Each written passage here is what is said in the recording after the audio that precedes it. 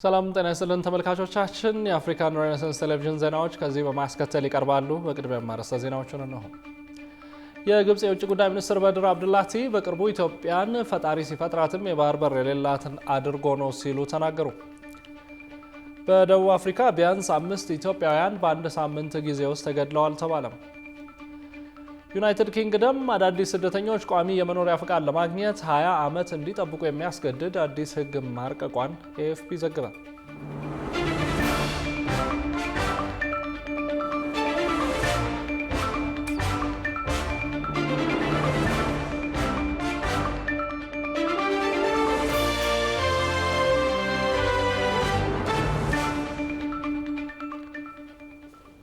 ወደ ተመልካቾቻችን በያላችሁበት የዓለም ጥግ ሰላምታችን ይድረስ። ይህ የአፍሪካን ሬኔሳንስ ቴሌቪዥን የዜና ሰዓት ነው። የተመራረጡ ዜናዎቻችንን ወደ እናንተ እናደርሳለን። አብራችሁ እንድትሆኑ የሚጋብዛችሁ ደግሞ የአብስራ ገዛኝ ነኝ። ወደ ቀዳሚ ጉዳያችን ስናልፍ የግብጽ የውጭ ጉዳይ ሚኒስትር በድር አብዱላቲ በቅርቡ ኢትዮጵያን ፈጣሪ ሲፈጥራትም የባህር በር የሌላት አድርጎ ነው ሲሉ ተናግረዋል። ይህንኑ አስመልክቶ የግብጽ መሪዎች እንዲህ ያሉ ንግግሮችና በአባይ ብሎም በቀይ ባህር ምክንያት የሚፈጽሟቸውን ሴራዎች የሚያትት ዘገባ እንደሚከተለው ተዘጋጅቷል። ኤክስ በተሰኘው ማህበራዊ ትስስር ገጽ ላይ ዘአስራት ብሎግ በተሰኘ ስም የሚጽፉ ግለሰብ በእንግሊዝኛ ያጋሩት ዘርዘር ያለ ጽሁፍ የግብጽ ሰላዮች ከቤንሻንጉል ጉሙዝ እስከ አዲስ አበባ ሲርመሰመሱ ያሳያል። ኢጂፕትስ ሴክሬት ዋር ኢስፒዮናጅ ሳቦታጅ ኤንድ ኢትዮጵያስ ሬኔሳንስ ዳም የተሰኘው የኒው ሰው ጽሁፍ በኢትዮጵያና በግብጽ መካከል የሚሰማው አባይ ውሃ ላይ የተመሰረተ ፍትጊያ ተራ የፖለቲካ ወግ ከመሰላችሁ ተሳስታቸዋል ይላሉ። ቆም ብላችሁ አስቡ የሚሉት ጸሐፊው ከዲፕሎማሲያዊ መጋረጃ ጀርባ ጠልማሞቶች ያሉበት የስለላ የማደናቀፍ የምስጢራዊ ሴራ ድር ተተብትቧል እያሉም ጽሁፋቸውን ይቀጥላሉ። ይህ የሚደረገው ኢትዮጵያ ታላቁ የህዳሴ ግድብ እያለች የምትጠራውን ግዙፍ ስራዋን ለማደናቀፍም ነበር። ይህ ነገር በይፋ የታወቀው ገና የቀድሞው ጠቅላይ ሚኒስትር መለስ ዜናዊ አስረስ ባረፉ በዓመታቸው 2005 ዓ.ም ላይ የግብጽ ፖለቲከኞች ተሰባስበው ግድቡ ላይ ጉዳት ስለማድረስ ሲመካ ሳያስቡት በቴሌቪዥን በቀጥታ ስርጭት የተላለፈባቸው ጊዜ ነው። የዚያኔው የሙስሊም ወንድማማቾች ፓርቲ መሪና የግብፁ ፕሬዝደንት መሐመድ ሙርሲ በስብሰባው ላይ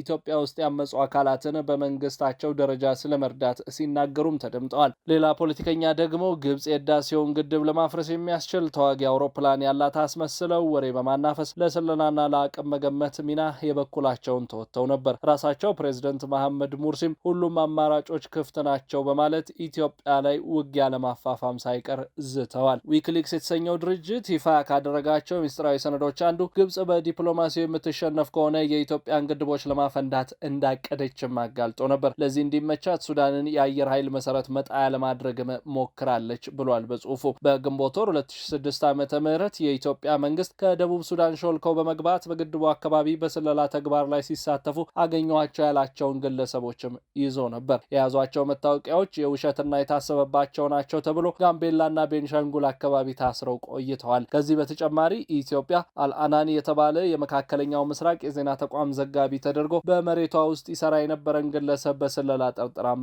አሰናብታለች። የኢትዮጵያ መንግስት በቅርቡ ይፋ እንዳደረገው ከሆነ ታላቁን የህዳሴ ግድብ ከግብ ለማድረስ በርካታ የአገሪቱ ልጆች ግብፃውያን ያስቀበሩትን ፈንጂ እየረገጡ አልቀዋል። ኢትዮጵያ ለዚህ ግድብ የሰጠችው ትኩረት አንድ ክፍለ ጦር በጠባቂነት እስከ ማቆም የደረሰ እንደነበረም ይነገራል። የመቶ አለቃ ጋሻው ጤናው ወይም በቅጽል ስማቸው ቻቻው ለምን በተሰኘው መጽሐፋቸው ውስጥ በሰሜኑ ጦርነት በአገሪቱ ካለው ጠቅላላ ሰራዊት ትግራይ ያልገቡ 2 ክፍለ ጦሮች ናቸው ይሉና ጎዴ የነበረችው 2ኛ ሜካናይዝድ ክፍለ ጦርና ታላቁ የህዳሴ ግድብ የነበረችው 22ኛ ክፍለ ጦር ወደ ትግራይ ካልገቡ ክፍለ ጦሮች መካከል ብቸኞቹ እንደነበሩ ያስረዳሉ። እናም ይሄ ግድብ በርካቶች ዘብ ቆመውለት ለዚህ በቅቷል። ልክ ታላቁ የኢትዮጵያ ህዳሴ ግድብ እንደተመረቀ የኢትዮጵያ መንግስት ከግድቡ ወደ ወደቡ የሚል ኃይለ ቃል ይዘው ወደ አደባባይ መውጣቱ ይታወሳል። ይህ የወደብ አጀንዳዋ ደግሞ ለግብጽ ባለስልጣናት ሌላ ራስ ምታት ሆኖ ቀጥሏል። ልክ ጠቅላይ ሚኒስትር አብይ አህመድ ወደብን አስመልክተው በህዝብ ተወካዮች ምክር ቤት ጠንከር ያለ ንግግር ሲያደርጉ ግብጽ የኤርትራውን መሪ ኢሳያስ አፈወርቂን ወደ ካይሮ ጠርታ ቀናት የፈጀ ምክክር ስታደርግ ሰንብታለች። የግብጽ ባለስልጣናትም ኢትዮጵያ ወደ ቀይ ባህር እንዳትጠጋ ሲሉ ይፋዊ ንግግሮችን በተደጋጋሚ ያደርጋሉ። ለዚህ ህልማቸው ስኬትም ከኬንያ በስተቀር ያሉትን የኢትዮጵያ ጎረቤቶች የአረብ ሊግ አባል በማድረግ በራሳቸው ክበብ ውስጥ ለማካተት ጥረት አድርገዋል። ከሁሉ በላይ የተሳካላቸው ግን የኢትዮጵያ የስልጣኔ አካል የነበረችውን ኤርትራን ከእናት ሀገሯ ነጥለው ሉዓላዊ ባደረጓት ጊዜ ነው። ይህን ሙሉ ድል ለማግኘት ጀብሃን በካይሮ ከመመስረት እስከ 30 ዓመት የፈጀ የሻዕቢያ ወዳጅነት የዘለቀም ጥረት አድርገዋል። ዛሬ ግን ኢትዮጵያ ወደ ጥንቷ ኃያልነቷ ለመመለስ መጀመሪያ በአባይ ላይ ታላቅ የተባለ ግድብ ሰርታም ተሳክቶላታል። በቀይ ባህር ላይ ትልቅና መመኪያ የሚሆናትን ወደብ ገንብታ የግብፅን የዓመታት ሴራ ለመስበርም ይፋዊ ፍልሚያ ከጀመረች 2 ዓመታት አልፈዋታል። በደቡብ አፍሪካ ቢያንስ 5 ኢትዮጵያውያን በአንድ ሳምንት ጊዜ ውስጥ ተገድለዋል ተባለ። በሀገሪቱ መጤ ጠሎች ኢትዮጵያውያንን ጨምሮ ጥቁር አፍሪካውያንን ሲገድሉና ሲዘርፉ ብዙ ዓመታት ተቆጥረዋል። ብዙን እንዳለ ዝርዝር አለው። ደቡብ አፍሪካ ውስጥ በሚገኙ የውጭ ሀገር ዜጎች ላይ የሚፈጸመው መጤ ጠል ጥቃት ረጅም ጊዜን አስቆጥሯል። ከሰሞኑ እንደ አዲስ በተባባሱት ግድያዎች ግን በሀገሪቱ በአንድ ሳምንት ጊዜ ውስጥ ቢያንስ 5 ኢትዮጵያውያን ስለመገደላቸው መረጃዎች ወጥተዋል። በደቡብ አፍሪካ የተባበሩት የኢትዮጵያውያን ማህበር አንድ የማህበረሰብ አንቂ በጆሃንስበርግና አካባቢው እንዲሁም በደርባን ኢትዮጵያውያን የገደሉት ወንጀለኞች መሆናቸውን ለዶይቼ ቬለ ተናግረዋል። ሌሎች ግድያዎችም ደርሰው ሊሆን ይችላል ብለዋል። ደቡብ አፍሪካ ውስጥ ኢትዮጵያውያን በታጣቂዎች ሲገደሉ የባለፈው ሳምንት የመጀመሪያ አይደለም። በሀገሪቱ መጤ ጠሎች ኢትዮጵያውያንን ጨምሮ ጥቁር አፍሪካውያንን ሲገድሉና ሲዘርፉ ብዙ ዓመታት ተቆጥረዋል። ከዚሁ ጋር ወንጀለኞችም አድብተው ኢትዮጵያውያንን እንደሚገድሉ ይሰማል። የተባበሩት የኢትዮጵያውያን ማህበርና አንድ የማህበረሰብ አንቂ እንደተናገሩት ባለፈው ሳምንት በጆሃንስበርግና አካባቢው እንዲሁም በደርባን ከተማ ነፍሰ ገዳዮች ኢትዮጵያውያኑን ቤት ለቤት እንዲሁም የንግድ ድርጅቶች ጭምር በመሄድ በጠራራ ፀሐይ በመንገድ ላይ ነው ኢትዮጵያውያኑን እየገደሉት ብለዋል። አቶ ዮሐንስ ሀቢብ መቀመጫውን በደቡብ አፍሪካ የንግድ ከተማ ጆሃንስበርግ ያደረገው በደቡብ አፍሪካ የተባበሩት የኢትዮጵያውያን ማህበር የተባለው ማህበር ፕሬዝዳንት ናቸው። ባለፈው ሳምንት ከተገደሉት ኢትዮጵያውያን መካከል በጆሃንስበርግ ከተማ በመኪና ይጓዙ የነበሩ አንድ ኢትዮጵያዊ እንደሚገኙበት አቶ ዮሐንስ ተናግረዋል። ሌሎች 2 ኢትዮጵያውያንም በተመሳሳይ ወንጀለኞች በደርባን ከተማ ስለመገደላቸው ይገልጻሉ። በተከታታይ በሚያሳዝን ሁኔታ በወንጀለኞች በተተኮሰ ጥይት እንግዲህ በሶኬጅን ሰዎች ሞቷል። 3ቱ ጆሃንስበርግ አካባቢ፣ ጆሃንስበርግ ከተማ 1፣ ጆሃንስበርግ ዙሪያ ሌኔጂያ የሚባል ቦታ 2፣ ደርባን የሚባል ከተማ ደግሞ 2። ይሄ እንግዲህ የታወቀውን ያልታወቀው ሊኖር ይችላል። ሰሞት 2ቱን ነው በሚዲያ ያዩዋቸው 2ቱን ነው ያሉት። በደቡብ አፍሪካ ውስጥ እየተስፋፋ ለመጣው መጤ ጠል እንቅስቃሴ አንዳንድ የፖለቲካ ፓርቲዎች የሚያደርጉት ቅስቀሳ ዋነኛ አጀንዳ በውጭ ዜጎች ላይ ያነጣጠረ መሆኑ ችግሩን እያባባሰው ስለመሆኑ ይነገራል። የተባበሩት መንግስታት ባለሙያዎች ከዚህ ቀደም ባወጡት ሪፖርት ከፍተኛ የመንግስት ባለስልጣናት ጭምር በውጭ ዜጎች ላይ የሚነዙት የጥላቻ ንግግር ጥቃቶቹ እንዲበራከቱ ማድረጋቸውን አመላክተዋል። አቶ ዮሐንስ እንደተናገሩትም ጥቃቱ ከተፈጸመባቸው አንዱ በጣም አሰቃቂ በሚባል መንገድ ነው እየተገደሉት ብለዋል። ጆሃንስበርግ የነበረው አቤቱ ከስራ ወጥቶ እየሄደ ትራፊክ ላይ ቆሞ ባለበት ነው በ6 ጥይት አርከፍክፎ የገደሉት እየነዳ ትራፊክ ላይ በቆመበት። ይሄ ባለፈው ማክሰኞ ነው። ሌሎቹ ሌኔጂያ የሚባል ከጆሃንስበርግ ስንት ኪሎ ሜትር ወጣ የጆሃንስበርግ ዙሪያ ያለች ትንሽ ከተማ ናት። 2ቱም እንደዛ እየተገደሉት። በደርባን የደቡብ አፍሪካ የፍትህ ቢሮ ሰራተኛና የማህበረሰብ አንቂ አቶ ኮስሞስ ገብረ ሚካኤል በሚኖሩበት በሌላኛዋ የደቡብ አፍሪካ ከተማ በደርባን በዚሁ ባለፈው ሳምንት የተገደሉ ኢትዮጵያውያን ቁጥር ከ3 በላይ ነው ብለዋል። ከመካከላቸውም እርሳቸው በቅርብ የሚያውቋቸው ሰዎች ይገኙበታል። በጆሃንስበርግ ስለተገደሉትም መረጃው እንዳላቸው ይገልጻሉ። እንደው ትናንትና እንኳን ያጋጠመንን ነገር ብነግርሽ አንድ ወንድማችን እህቱ ወልዳ ልጇ ሞቶባት የእሷን ለቅሶ ሊደርስ መጥቶ እዚህ ደርባን ስራቸውን ጨርሰው ከሱቅ ዘግተው ሲወጡ በር ላይ የገደሉበት አይነት ሁኔታ ነው ያለው። ደርባን ውስጥ ብቻ እንኳን በዚህ ሳምንት ውስጥ ከ3 በላይ ሰዎች ተገድለዋል። የግድያው መጠን እጅግ በጣም ከፍተኛ ነው።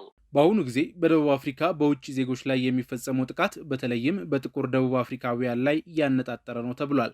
የዚህም ምክንያቱ በሀገሪቱ ስለ ጥቁር አፍሪካውያን የሚነገረው የጥላቻ ትርክት እየተበራከተ መሄዱ ነው። ይህም የግድያው መጠን በዚያው ልክ እየጨመረ እንዲሄድ አድርጎታል።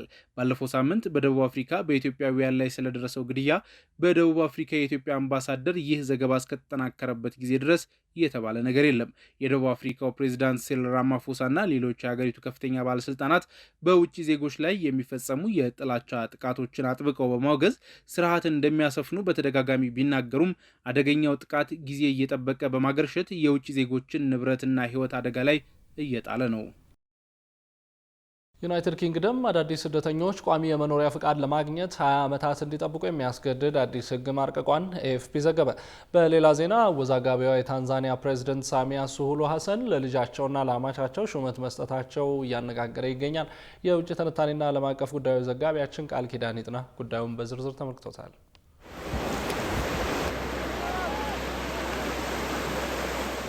በህገወጥ መንገድ ወደ ግዛቷ የሚገቡ ስደተኞችን ለመቆጣጠር የተለያዩ እርምጃዎችን ስትወስድ የቆየች ዩናይትድ ኪንግደም አሁን ደግሞ አዳዲስ መንገዶችን ተግባራዊ ለማድረግ እቅድ መያዟን ኤኤፍፒ ዘግቧል። የዚህ እቅድ መሪ የሆኑት የዘር ሐረጋቸው ከፓኪስታናዊ ወላጆቻቸው የሚመዘዙት የዩኬ የሀገር ውስጥ ጉዳይ ሚኒስትር ሻባና መሐመድ ሲሆኑ ባለፉት ቀናት ተግባራዊ እንዲሆን ያቀረቧቸውን ሀሳቦች ይፋ በማድረግ ከዚህ ቀደም ህገወጥ ስደተኞች ከሀገር እንዲወጡ ከመደረጉ በፊት በተደጋጋሚ ይግባኝ የሚሉበት መንገድ የሚያበቃበትን እቅድ ይዘው መምጣታቸው ተነግሯል። በህገ ወጥ መንገድ ወደ ሀገሪቱ የገቡ ስደተኞችን የሚመለከቱ ከሰብአዊ መብቶች ጋር የተያያዙ ህጎች ላይም ማሻሻያዎች እንዲደረጉ የሚፈልጉ ሲሆን ይህም ለውይይት ቀርቧል ነው የተባለው። እንደ ኤኤፍፒ ዘገባ ይህ ሀሳብ ስደተኞች ወደ ዩኬ በህገ ወጥ መንገድ እንዲገቡ የሚያበረታቱ ምክንያቶችን የሚያስወግዱ ናቸው በማለት እቅዱ ተቀባይነት እንዲያገኝ ሚኒስትሯ ሽንጣቸውን ገትረው እየተከራከሩ ነው የተባለ ሲሆን በዋናነት በዩኬ ጥገኝነት የሚሰጣቸው ስደተኞች በዘላቂነት በሀገሪቱ ውስጥ ለመኖር የሚያስችለውን ቋሚ የመኖሪያ ፈቃድ ለማግኘት ለማመልከት 20 ዓመታትን መጠበቅ ይኖርባቸዋል የሚለው ለስደተኞችና ስደትን ለሚያስቡ በሙሉ አስደንጋጭም ተስፋ አስቆራጭም ሆኗል። በቀደመው አሰራር ስደተኞች ቋሚ የመኖሪያ ፈቃድ ለማግኘት በ5 ዓመታት ውስጥ ሂደቱን መጀመር ይችሉ የነበር ቢሆንም አዲሱ ህግ ግን ለስደተኞች የሚሰጠውን የጥገኝነት መብት ጊዜያዊ ከማድረጉ በዘለለ በየ2 ዓመት ተኩል እየተመረመረ ውሳኔ ይሰጥበታል ተብሏል። ስለዚህም ስደተኞቹ የመጡባቸው ሀገራት አስተማማኝ ደህንነት አለባቸው ተብለው የሚታመን ከሆነ ደግሞ ወደ ሀገራቸው እንዲመለሱ ሊደረጉ ይችላሉ ነው የተባለው። እንዲሁም ከዩኬ እንዲወጡ የሚደረጉ ስደተኛ ዜጎቻቸውን ለመቀበል ተባባሪ በማይሆኑ የአፍሪካ ሀገራት ላይ የቪዛ ክልከላ የመጣል ሀሳብ በእቅድ ውስጥ መካተቱን ኤኤፍፒ ዘግቧል። ይህ የሀገር ውስጥ ጉዳይ ሚኒስትሯ እቅድ በዩናይትድ ኪንግደም ውስጥ መነጋገሪያ ከመሆኑ በተጨማሪ ከሌበር ፓርቲ የፓርላማ አባላት በኩል ከፍተኛ ተቃውሞ የገጠመው ቢሆንም ሚኒስትሯ ግን ጆሮ ዳባ ልበስ ብለው እቅዳቸው ተቀባይነት እንዲያገኝ ላይ ታች እያሉ መሆኑ ተመላክቷል። President Samia Suluhu Hassan was also declared the landslide winner of the October vote. በሌላ ዜና ሴት ልጃቸውን እና አማቻቸውን የካቢኔ አባላት አድርገው ሹመት የሰጡት የታንዛኒያ ፕሬዝዳንት ሳሚያ ሱሉሁ ሀሰን መነጋገሪያ ሆነዋል። ፕሬዝዳንት ሳሚያ ሱሉሁ ሴት ልጃቸውን ዋኑ ሀፊድ አሚርን የትምህርት ሚኒስትር ዴኤታ አድርገው የሾሙ ሲሆን የልጃቸው ባለቤት የሆኑት መሐመድ ሚቼንጋራዋ በበኩላቸው የጤና ሚኒስትር ሆነው ሹመት ተሰጥቷቸዋል። ባለፈው ጥቅምት 29 በተካሄደው የታንዛኒያ ፕሬዝዳንታዊ ምርጫ 98% ድምጽ በማግኘት አሸንፊያለሁ ያሉት የመጀመሪያ የሀገሪቱ ሴት ፕሬዝዳንት ሳሚያ ሱሉሁ ሀሰን ከአነጋጋሪው የቤተሰብ ሹመት አሰጣጣቸው በተጨማሪ ከምርጫው ጋር በተገናኘ በተቃዋሚ የፖለቲካ ፓርቲ እንቅስቃሴዎች ላይ የወሰዱት የኃይል እርምጃ ፖለቲከኞችና ተንታኞችን ጨምሮ የሀገሪቱን የዲሞክራሲ ምህዳር ወዴት ይወስደው ይሆን ሲሉ አሳስቧቸዋል። ባለፈው ጥቅምት በታንዛኒያ የተካሄደው ምርጫ ሳሚያ ሱሉሁ ፕሬዝዳንት ከሆኑ ወዲህ የመጀመሪያው ቢሆንም ፓርቲያቸው ቻማ ማፖንዶዚ ግን ታንዛኒያ በግሪጎሪያኑ 1961 ከብሪታንያ ቅኝ ግዛት ነጻ ከወጣችበት ጊዜ ጀምሮ በስልጣን ላይ ይገኛል። የታንዛኒያ የመጀመሪያ ሴት ፕሬዝዳንት ለመሆን የበቁት ሱሉሁ ስልጣን የያዙት የቀድሞው የሀገሪቱ መሪ ጆን ማጉፉሊ ከዚህ ዓለም በሞት ከተለዩ በኋላ እንደነበር አይዘነጋም። President Samia Suluhu Hassan was also declared the landslide winner. ክቡራን ተመልካቾቻችን ለአፍታ ከዜና ጉዳዮቻችን ወጣ ብለን በሸገር ከተማ አስተዳደር በኮየ ፈጬ ክፍለ ከተማ በተለምዶ ዮሐንስ ቤተክርስቲያን ፊት ለፊት ያደረግነውን ቅኝት አስመልክተናችሁ እንመለሳለን።